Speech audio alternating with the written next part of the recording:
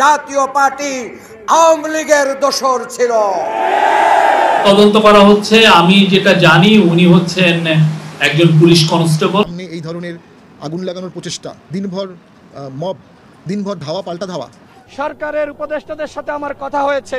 আমরা মনে করছি হত্যার উদ্দেশ্যে পরিকল্পিতভাবে নুরুল হক নূরের উপর গতকাল হামলা করা হয়েছে।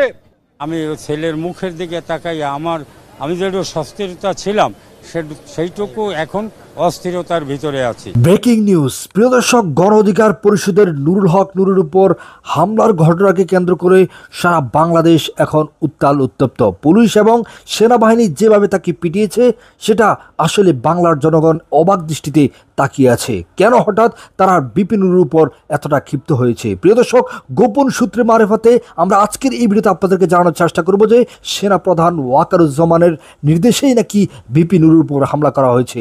আজকের এই ভিডিওটি সম্পূর্ণ দেখলে আপনি সকল গুরুত্বপূর্ণ তথ্য জানতে পারবেন। তাই ভিডিওতে একটি লাইক দিয়ে না টেনে দেখতে থাকুন আমাদের আজকের সকল গুরুত্বপূর্ণ তথ্যগুলো।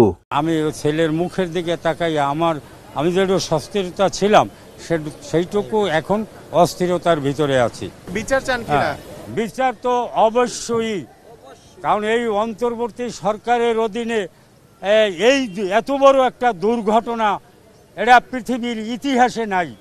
আঘাত যে সর্বোচ্চ পর্যায়ে যে আঘাতটা হয় সেটাই কিন্তু ওনার হয়েছে। উনি এখন কিছুটা ভালো আছেন, হয়তো ওনার বয়সের কারণে। ডান চোখে রক্ত জমাট বাঁধা দেখেছি এবং তার ডান চোখটি সে খুলতে পারছেন না এবং তার নেজাল যে ফ্র্যাকচার আছে সেখানে প্যাক দেওয়া আছে, যার কারণে সে শ্বাস প্রশ্বাস নিতেও তার কষ্ট হচ্ছে। সরকারের উপদেষ্টাদের সাথে আমার কথা হয়েছে।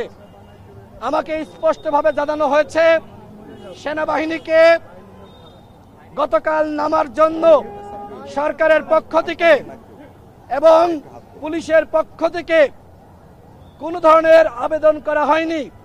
তাহলে সেনাবাহিনীর কারা এইভাবে সরকারের নির্দেশনা ছাড়া মাঠে নেমে আমাদেরকে এইভাবে রক্তাক্ত করলো?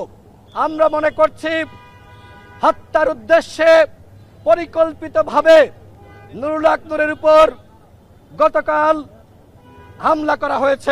ফ্যাসিবাদ বিরোধী লড়াইয়ে আমরা যেভাবে ঐক্যবদ্ধ ছিলাম, আমরা আজকের বাংলাদেশের যে গণতান্ত্রিক রূপান্তর, গণতান্ত্রিক যে পুনর্গঠন চলছে সেইটাতে আমরা ঐক্যবদ্ধ থাকি।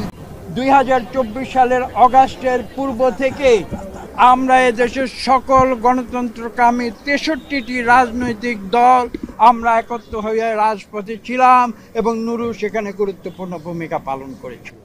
স্বৈরাচারের দোসররা এখনও যে ঘাপটি মেরে আছে, যেটা সবসময় বিএনপি সহ সকল রাজনৈতিক দল বলে আসছিল, তারা যেমন প্রশাসনে আছে, বিচারালয়ে আছে, আইন শৃঙ্খলা রক্ষার তারা যা আছে তার প্রমাণ রেখেছে গতকালকে।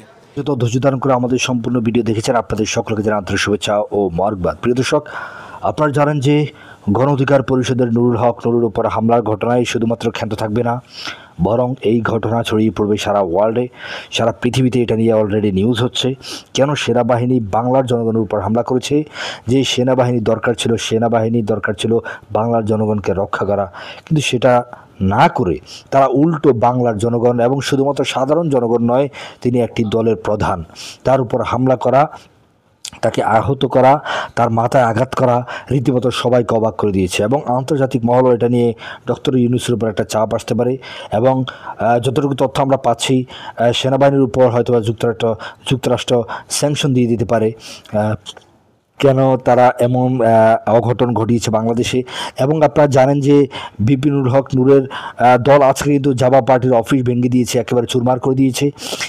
আস্তে আস্তে বাংলাদেশের পরিস্থিতি আরও ঘোলাটে হচ্ছে। ঠিক এই সুযোগটাকে কাজে লাগিয়ে স্বৈরাচার শেখ হাসিনা ভারতে বসে বসে চক্রান্ত করছে, রয়ের মাধ্যমে এই সমস্ত বাংলাদেশে বিশৃঙ্খলা সৃষ্টি করছে।